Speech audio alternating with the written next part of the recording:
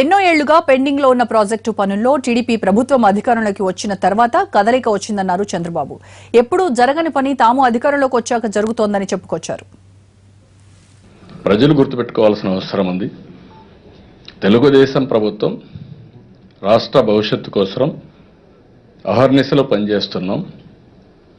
ఎప్పుడూ జరగని పని అభివృద్ధి కానీ సంక్షేమం కానీ ఫ్యూచరిస్టిక్ డెవలప్మెంట్ కానీ జరుగుతూ ఉంది.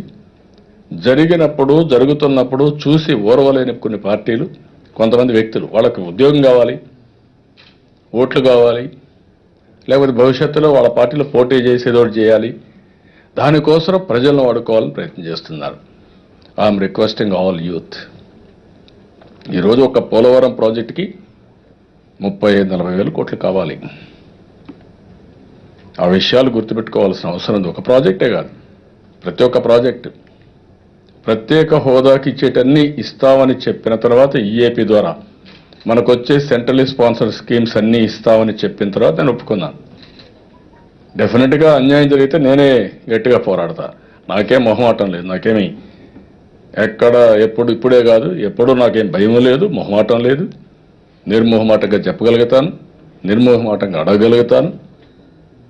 ఎందుకు సెంటర్తో బాగున్నారని కొంతమంది క్వశ్చన్ చేస్తాను. ఎందుకు బాగున్నానంటే రాష్ట్రం కోసం బాగున్నాను. లేకుంటే నాకేం పని ఉంది ఢిల్లీలో? నాకు పనంతా ఏంటి? ఢిల్లీలో రాష్ట్ర ప్రయోజనాలు కాపాడడం, అభివృద్ధి చేయడం. మనం గొడవ పెట్టుకొని అన్ని ప్రాజెక్టులు పెండింగ్ పెట్టుకొని అన్ని క్లియరెన్స్ రాకుండా చేసుకొని ఏ పని జరగకుండా కేంద్రం తిట్టుకుంటా వాళ్ళు చేయలేదు కాబట్టి మేము చేయలేదని చెప్పుకుంటూ వస్తే సమస్య పరిష్కారం అవుతుందా? I'm asking. నాకంటే అనుభవం ఉందండి వీళ్ళంతా. ఇప్పుడు మాట్లాడే వాళ్ళు ఎవరైనా పాలిటిక్స్లో ఉన్నారా? ఎప్పుడు అడ్మినిస్ట్రేషన్ చేశారా? ఏమైనా రిజల్ట్స్ ప్రూవ్ చేశారా?